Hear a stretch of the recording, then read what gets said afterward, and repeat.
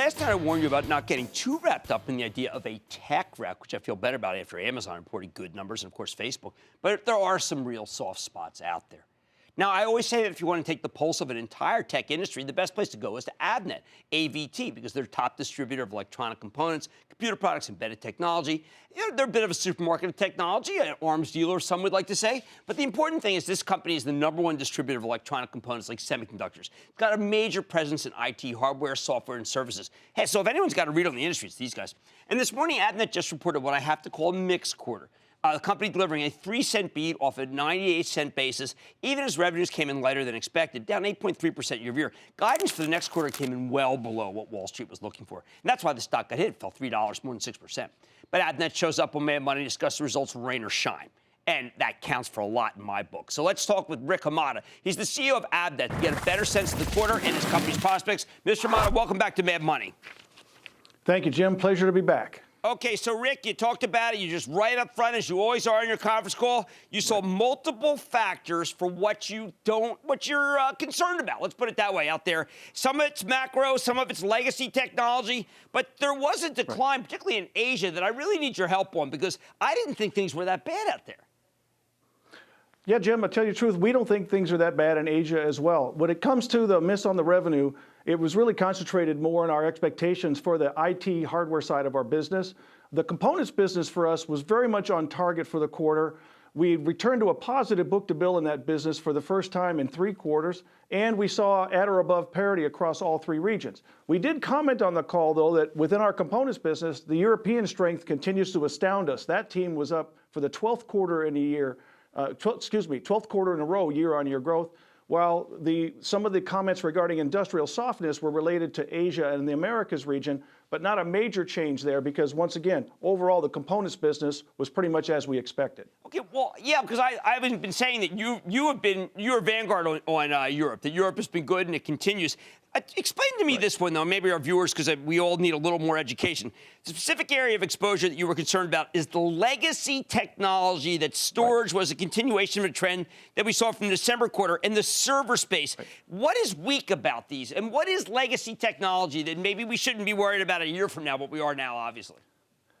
Yeah, Jim, so within our storage portfolio, legacy technology, think of storage solutions that are built entirely out of spinning disks versus what's happening today with hybrid solutions and all flash arrays, all solid state disk arrays. So what we're commenting on is in the mix of our storage portfolio, there's about 60% that is tied to this all spinning disk legacy storage, and we definitely saw a significant decline in that part of the portfolio, whereas in the hybrid arrays we saw growth, and then in the flash arrays we saw growth. But when you have a 60-40 mix with part of it heading down 20%, part of it up 15, part of it growing nice double digits in the 30-40% range. Net, it was an overall down for us. So we're watching that mix very, very closely and looking to align our resources, of course, to where the areas of growth are as the industry goes through this transformation. Okay, so the transformation related to the data center. We know data centers being put up all over. Right. I mean, there's some guys getting data centers just because the power is so cheap in different areas. But you're saying that if I look at a data center now versus, say, 2 or 3 years ago, it looks very different, but you still have inventory from the old days? I mean, I don't understand why that hasn't refreshed. No, that's not really inventory from the old days, Jim. What I would say is there used to be discrete building blocks. You would buy servers, or you would buy storage, or you would buy networking. And today, it's all about what we call converged infrastructure. And we highlighted this on our call as an area of growth. Complete solutions with storage, servers, networking, and virtualization management all in one modular piece. And then you put those together, and we think those are the preferred building blocks today for the data center of the future that may be part of a private cloud, it may be part of a hybrid cloud, but it's all modular and scalable, allowing the advantages and the total cost of ownership of that scalability as opposed to buying and trying to integrate discrete individual elements of a data center. Okay. Now, technology solutions, the 22% down, weaker than normal seasonality. Anything that can flip there next quarter, or is this why you have to take those tough expense cuts because it may not come back? So we absolutely announced some new expense cuts around where we know the gaps are today, but we're not trying to 100% fill the gap there as well. Jim, it's a matter of net reduction from the expenses to get in line. Keep an eye on that gross margin line, which, by the way, gross margin was up year on year, which helped offset some of that revenue decline, and then reallocating the resources to where we see these areas of growth. Not only today in areas like I've talked about converged and all-flash arrays, but areas like security and networking, looking at analytics, and then moving to the platforms of the future. We have an Avnet cloud marketplace we've stood up now for the last 6 months, giving access for our partners and ecosystem to be able to come in and access new models of procurement and consumption for infrastructure as a service or platform as a service or software as a service as part of their total solutions. That's what we're in the business of doing. It's solutions distribution.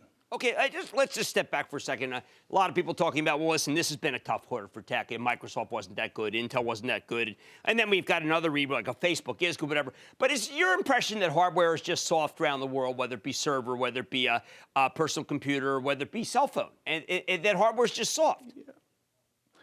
You know, Jim, I don't know if it's all hardware because I've highlighted some key areas where there are some winners and growing today.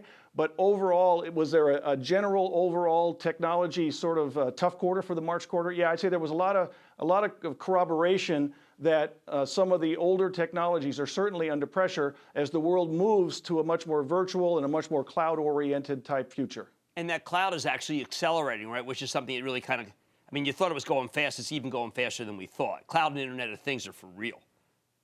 They're absolutely for real. And our Internet of Things focus starts with our components business, which has access to and helps design in all the sensors and the connectivity for all those billions of devices that are going to get added. Then you follow the bits up into where the computing and into the analytics, where the new profit pools are going to get created around turning all that information into business results and outcomes for the ecosystem and customers. That's really where the puck is going. Well, when that starts really kicking in, I know that and your expense trims come in, then we're going to start seeing the leverage that we need. That's Rick Amata, CEO of Avnet. Thank you so much for coming on, sir.